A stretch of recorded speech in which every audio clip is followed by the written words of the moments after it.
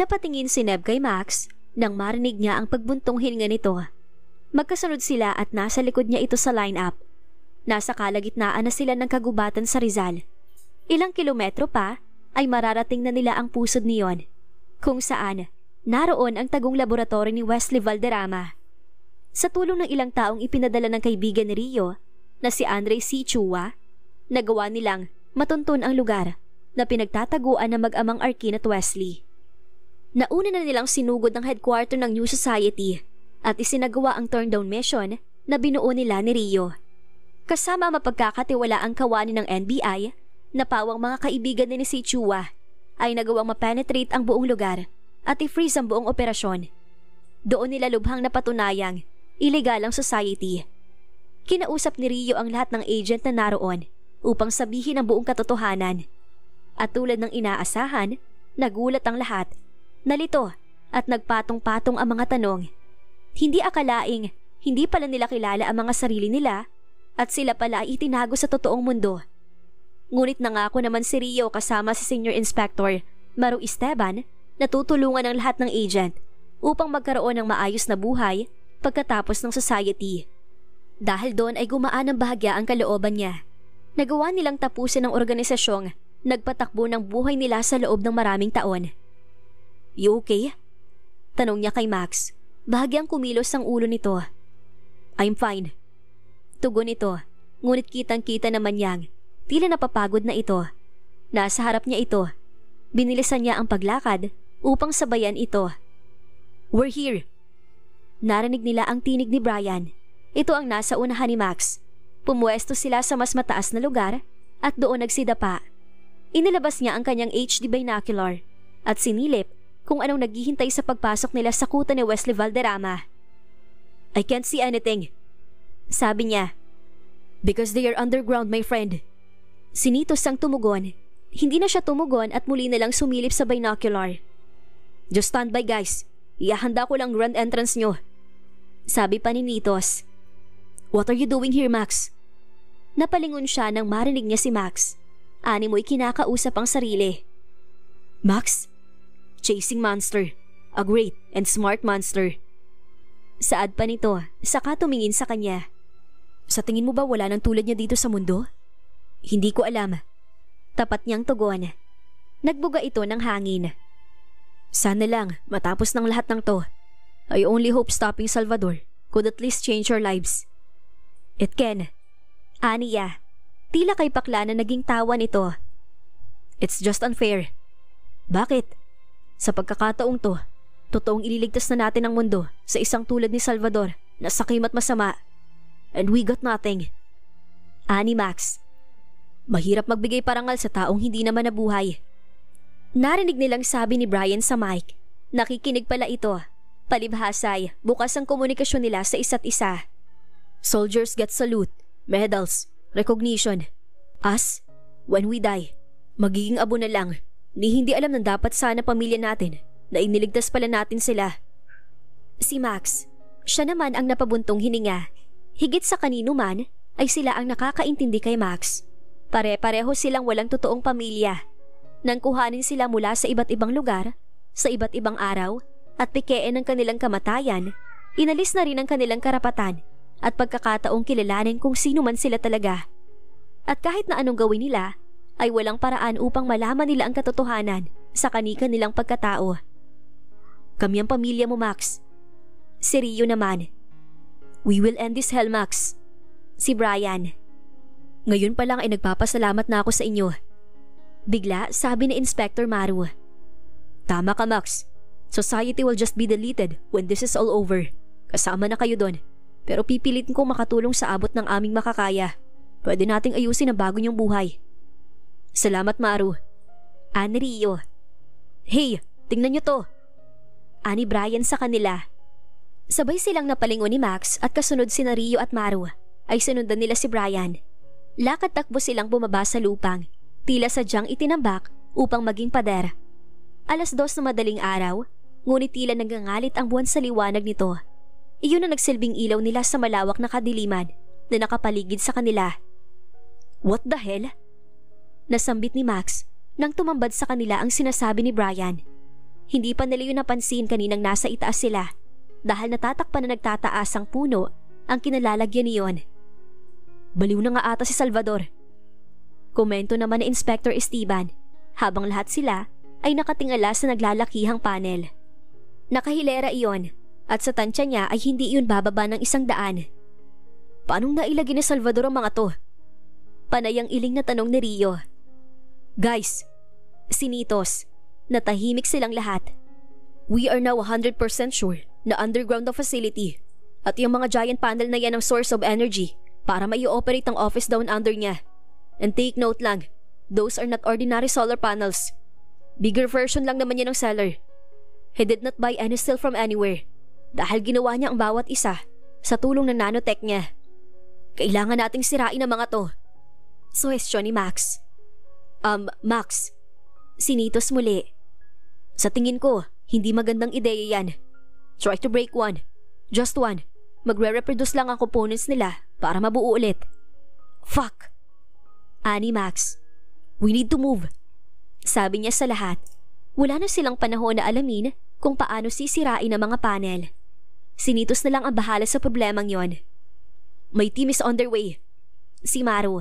Napalingon siya dito sa kay Rio. Tumango lamang ito. Muli niyang nilingon ng inspector. Just make sure they are on time. Saad niya. Hindi kita bibiguin. Sagot naman. Matagal na rin naming pinaghahanap si Salvador, kaya hindi na ako makakapayag na mabigo tayo. Good. Si Brian at kumilos na sila. Alright guys, may nahanap akong isang passage sa south. Bukas yun. It can lead you to a corridor. You're clear.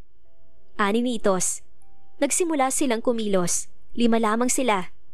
Kung tutuusin ay kulang sila tulad ng nangyari sa lumang warehouse. At maaaring matalo na naman sila, ngunit dahil sa paniniwala niya kay Rio, ay muli siyang magtitiwala sa tulong na hiningi nito. Para naman ito kay Emily. At itataya niya lahat, mabawi lamang ang asawa niya. Why is it open, Nitos? Tanong ni Rio. Tunnel yon.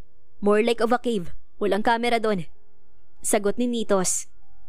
How about the corridor? Siya naman na nagtanong. Narating na nila ang kuweba. Bumaba sila sa batong hagdan. I got it. Thanks to Emily. Ani Nitos at natigilan siya. Tila may kinausap na naman si Emily sa kanila nang hindi niya nalalaman. You talked to her? Bakit hindi mo sinabi? Hindi na niya napigilan ng inis na tinig. Because we didn't talk.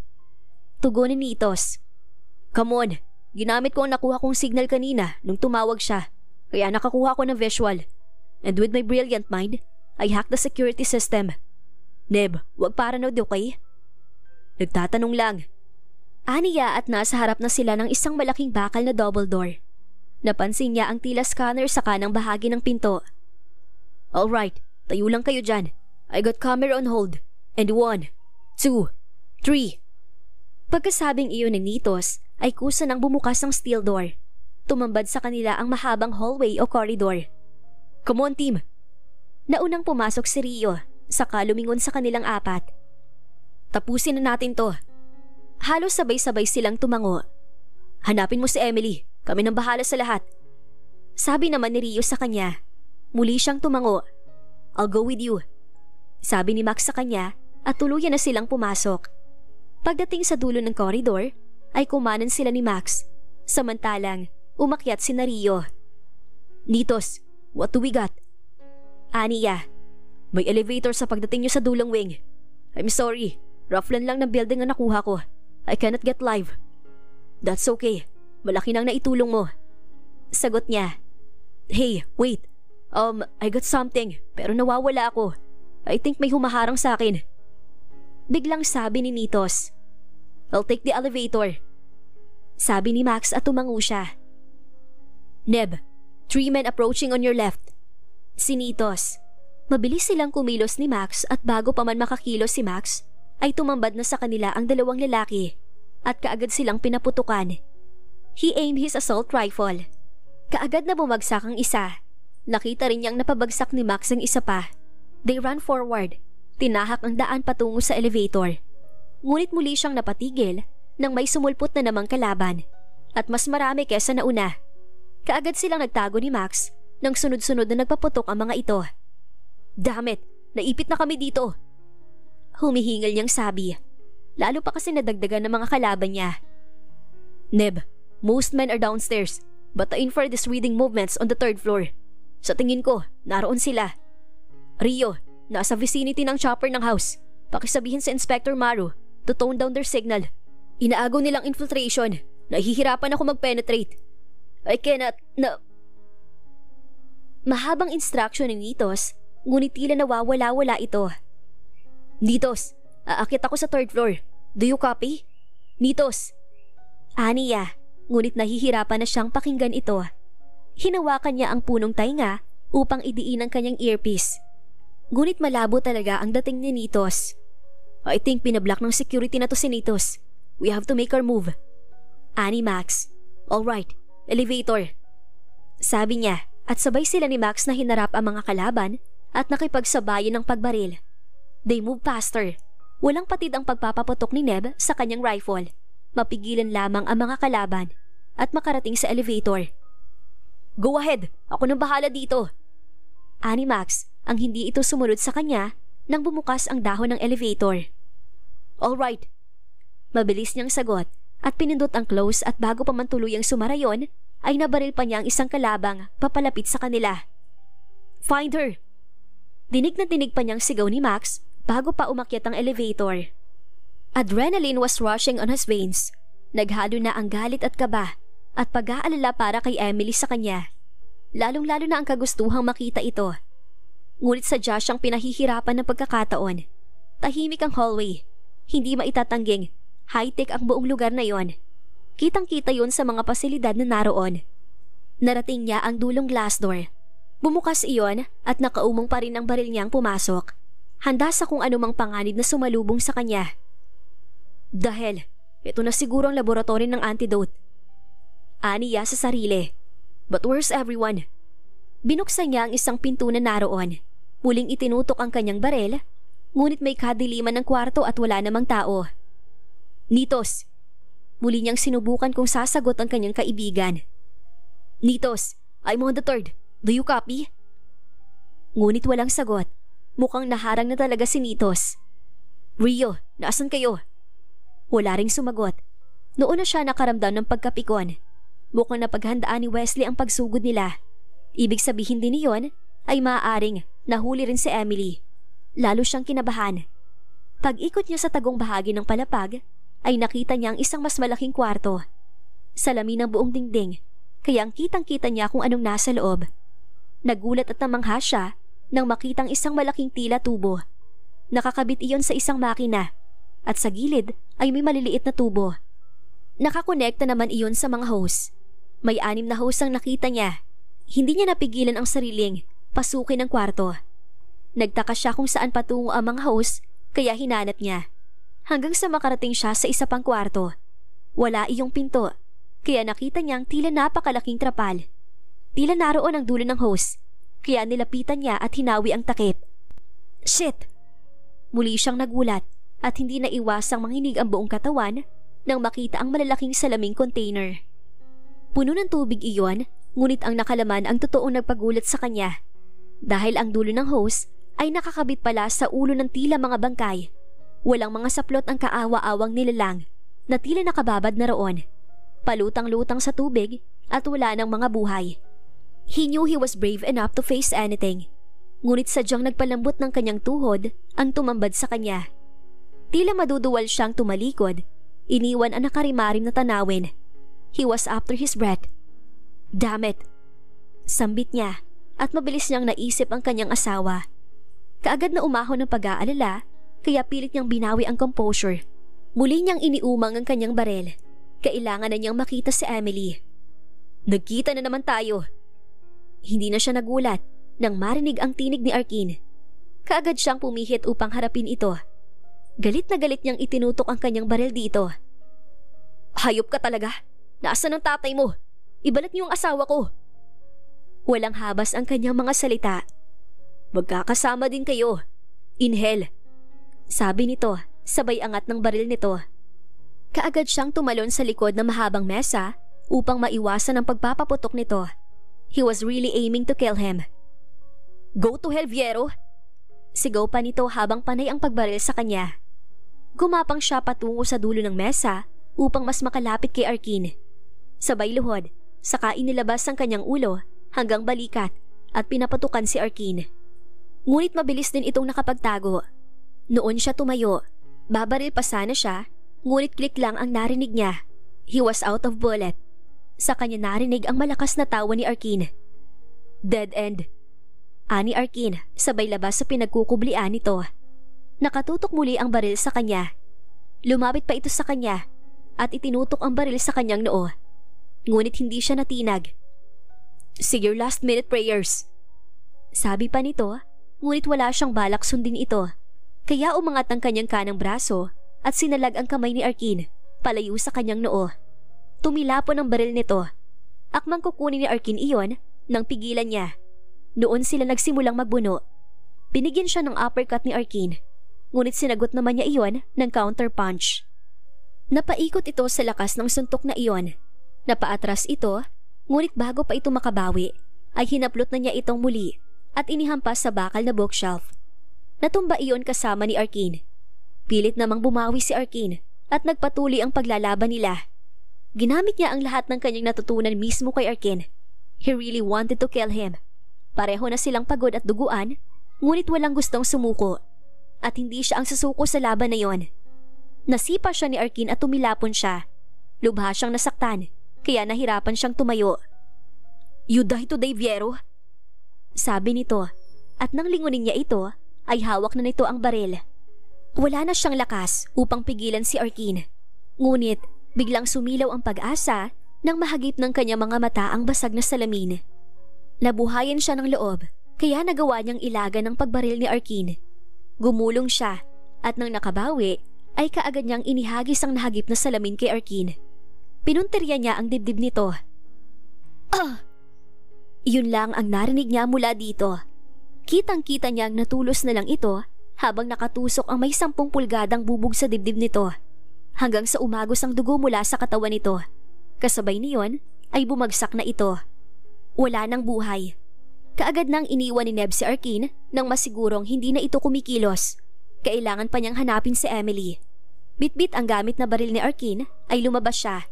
He searched the area on rush. Nauubos na ang oras niya. Hindi na siya sigurado kung naroon pa ang kanyang asawa o naitakas na ni Wesley. "Ellie, nasan ka na?" Sambit niya habang binubuksan ang bawat pintong natatapatan. Wala siyang pakialam kahit pa dumudugo ang balikat niya. Puno na rin siya ng pawis. Frustration kept pouring in. "Neb, we're back online." May gulat siyang napahawak sa kanyang earpiece nang marinig ang tinig ni Rio. "Ayos on Wesley, pero hindi niya kasama si Emily." "What?" Bigla namang nataranta niyang tanong. Lumingon-lingon siya sa paligid. "Damn it! Nasaan siya?" "Malaki ang building, Neb. Maaring nasa ibang floor lang siya. Baka kasama niya si Arkin." Ani Rio. "Arkin's dead." Saglit na hindi tumugon si Rio. Alam niyang naintindihan na nito ang sinabi niya. "Dumating ng assault team ng house, Neb. They are tasked to blow the facility. Kailangan na nating mahanap si Ellie."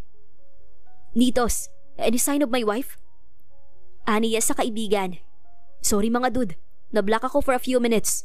And sorry again, hindi ko na matrace ang tracker ni Emily." Narinig niyang tugon. Pikon siyang napabuntong hininga. "Nasaan si Wesley, Rio?" "Naglalakad na siya, trying to find his wife." "We lost him. 2 agents are with him. Tatakas sila. Dala nilang antidote." Ani Rio. "You saw it?" "Yes." Napabuntong hininga na lamang si Neb. Sadya talagang tuso si Wesley Valderrama o Dante Salvador. Hindi talaga ito titigil hanggat hindi nito nakukuha ang gusto. "Neb," tawag sa kanya ni Nitos. "Yeah." Tugon niya nang lumakad siya at habang nakaangat ang kanyang baril. "This is straight to the point, dude. Nakausap ko ang expert na ipinadala ng house. They've checked the cellar. Kailangan buksan ang cellar." "Ano?" Muli na naman siyang nagulat, kaya muli rin siyang napatigil sa paglalakad. Napabuga pa siya ng hangin. Alam ba nilang sinasabi nila? Siyempre naman, pandemic ang pwedeng maging epekto ng virus na nasa cellar. Kaya nga mas dapat na hindi mabuksan yon. Agap niya sabay sabunot sa kanyang sariling buhok. Anak nang, nalalaman mo ba kung anong ibig sabihin ng hinihingi nila? Alam ko, pero yun ang tanging solusyon para matigil lang so-called bioterrorism ni Valderrama, or should I say, Salvador. Bubuksan ng cellar sa isang lab para makontain ng virus. I don't know how these nerdy guys will do it, but definitely, they know. Ani Nitos. Pero kailangan nilang antidote. Seryo. At hawak pa yun ni Wesley. Hindi sila tatawaging expert kung wala silang may isip na paraan. They have the process to do it. Narinig niyang sagot ni Nitos. Hindi na nakasagot si Neb. Dahil pagkaliko niya sa bandang dulo ng palapag, ay nakarinig siya ng sunod-sunod na putok. Kaagad siyang tumakbo upang alamin kung sino yon. May pakiramdam siya na nasa itaas na floor lamang yon. Pagkaakyat, ay nakita niya sina Brian at Maru na nakikipagpalitan ng putok sa kalaban. Nakakubli ang mga ito sa pader. Mabilis niyang nilapitan si Brian at nakipagsabayan ng putok. Nang makita niya ang isang kalaban na dumungaw sa pinagkukublian nito, ay bahagya pa siyang natigilan dahil nakita niya si Wesley. Rio, Aison Wesley! Nagmamadali niyang sabi sabay tingin kay Brian. Cover me! Sinunod naman siya ni Brian at siya ay nagsimulang kumilos papalapit kay Wesley habang panay pa rin ang pagpapaputok. Wala siyang sinayang na oras. Damn you, Wesley! Saad niya habang inaasinta ang kinaroroonan ng mga kalaban. Gigil na gigil niyang pinalitan na magazine ng kanyang rifle at muling itinutok. Natigil ang putukan. Napatingin siya kina Brian at Maru. Sumenya sa kanya si Brian na tila sinasabing tumuloy na siya, kaya muli siyang naglakad. All enemies are down. You're clear. Sinitos. Magaling X-team. Guide me to Wesley. Aniya. Sa mismong itaas mo. Sagot ni Nitos. Natigilan siya at wala sa sarili siyang napatingala. Sabay lingon kina Brian. Rooftop. Mabilis siyang kumilos at tinakbo ang hagdan pa itaas. Sumunod sina Brian. At habang nakakaakyat sila, ay lumalakas ang naririnig niyang ugong ng animoy makina. Tila may malaking sasakyan. Hanggang sa makaramdam siya ng papalakas na hangin. Tunog pala ng elisyon. Tumatakas na sila! Pasigaw na sabi ni Brian. Kaya mas lalo niyang nilakihan ang mga hakbang niya. Ngunit bago pa man siya makatungtong sa pinakatuktok na baitang, ay may humarang na sa kanya na nagpatuloy sa kanyang kinatatayuan. Kahit na mabilis na kumilos ang reflexes niya at tinutukan ito kaagad upang barilin. Ellie! Gulat niyang sambit sabay baba sa hawak niyang baril. Thank God, you're safe. Don't move! Agap nito at ganoon na lang ang gulat niya nang bigla siyang tinutukan ng hawak nitong rifle. Ellie? Hindi makapaniwala niyang saad habang titig na titig sa kanyang asawa. Blanko ang ekspresyon ng mukha ni Emily. Ngunit tila nag-aapoy sa galit ang mga mata nito. Nakatitig din sa kanya ang mga matang yon at nais niyang makita ang isang palatandaang ito ang kanyang asawa. Emily! Tawag naman ni Wesley. Lumipad ang tingin niya kay Wesley na malapit na ito sa helicopter. Let's go! Pabayaan mo na mga talunang yan! Damn you, Wesley! Papatayin talaga kita! Gigil na sabi ni Brian at akmang susugurin ito si Wesley nang iglap na umatras si Emily at hinarang ang kaibigan. Ito naman ang tinutukan nito ng baril. Kasasabi ko lang na walang kikilos sa inyo. May galit ng ulit ni Emily. Natitigilang na palingon si Brian. So, ito pala si Emily. Ani Maru. Gumalaw lamang ang mga mata ni Emily patungo kay Maru, ngunit muli ring itinuon kay Brian. Huwag mo kaming pigilan, sabi ni Brian. I need answers at walang makakapigil sa akin. Tama na, Ellie. Kaagad niyang saway sa asawa. Kakaibang sadya ang ikinikilos nito at lubhan niyang ikinagulat na kaya pala nitong magdala ng baril at rifle pa. Base din sa tindig nito, tila sanay na sanay itong makipaglaban. Napailing siya. Huwag na kayong makikialam, sabi nito sa kabiglang kumilos ang ulo na tila may sakit itong naramdaman. Napangiwirin ito. Ellie, are you alright? Kaagad na umahon ng kanyang pag-aalala. Hindi naman ito tumugon at muli lamang itinutok ang baril. Damn it! Hindi na naituloy ni Brian ang sasabihin at ang balak na pagsugod dahil bigla itong hinampas ng rifle ni Emily. Napaupo sa sahig si Brian. Ellie! Napasigaw siya at bago pa sila makikilos ni Maru at nakatuon na sa kanila ang baril ng kanyang asawa. "We have a new target," narinig niyang sabi ni Maru at tila nag-uutos nang marahas niya itong lingunin. "Walang ibang target kundi sa Valderrama, Maru." Pasigaw niyang saway dito. "Inassault niya ang kasta sa inyo." Agap ni Maru. "Biktima siya dito." Hindi na tumugon si Maru. "Emily!" Muling sigaw ni Wesley. Napalingon siyang muli kay Emily na unti-unti nang umaatras palayo sa kanya. "Ellie! No!" Naalarma siyang bigla kaya wala na siyang hinintay na oras at pinigilan niya ito. "Bitiwan mo ako!" Angil nito nang abutin niya ang braso nito. Akma nitong ihahampas ang rifle sa kanya nang pigilan niya ito. "Neb, she's not thinking straight!" Sigaw naman ni Brian. Ngunit hindi niya ito pinansin. "Ellie!" Tawag niya sa asawa. "Look at me!" "Bitaw sabi eh!" Sita ni Emily sabay angat ng siko nito. Tinamaan ang kanyang baba, kaya nabitawan niya ang baril na hawak niya. Ngunit mabilis siyang bumawi at sa isang iglap ay naagaw niya ang rifle ni Emily. "Tumatakas na siya!" Si Brian sabay angat ng baril nito. Sabay silang napalingon ni Emily at nakitang pinupuntirya nito si Wesley. "Wag!" Gulat na sigaw ni Emily sabay tulak sa kanya. Tinakbo nito si Brian at hinagip ang kamay na may hawak ng baril. Ngunit nakapagpaputok na si Brian at nang lingunin niya si Wesley ay nakita nilang tinamaan ang bandang binti nito. Tinulungan ito ng isang agent, ngunit biglang bumagsak ang naturang agent. Binaril na pala ni Maru. "No!" Tarantang-taranta si Emily. Sinubukan niyang abutin muli si Emily, ngunit galit na itong humarap sa kanya at umatake. Hindi niya napaghandaan ang ginawa ni Emily. She managed to punch him on his abdomen. At tila, sanay na sanay kumilos si Emily. Nag-iba lamang ito ng posisyon at umakto namang sisipain siya, ngunit nagawa niyang salagin. At wala pang isang hinga na umatake na naman ito. "Ellie, stop!" Aniya habang panayang iwas at salag sa mga pag-atake ng asawa niya. "Emily, ano ba?" Pamilyar sa kanya ang bawat galaw ni Emily. Society ang uri ng pag-atake nito. It seemed like that Emily was trained. Ngunit paano nangyari yon? Tumakbo na halos 4 na taon ang misyon nila at wala silang nakitang kakaiba kay Emily. Lalo na siya na naging asawa pa ito.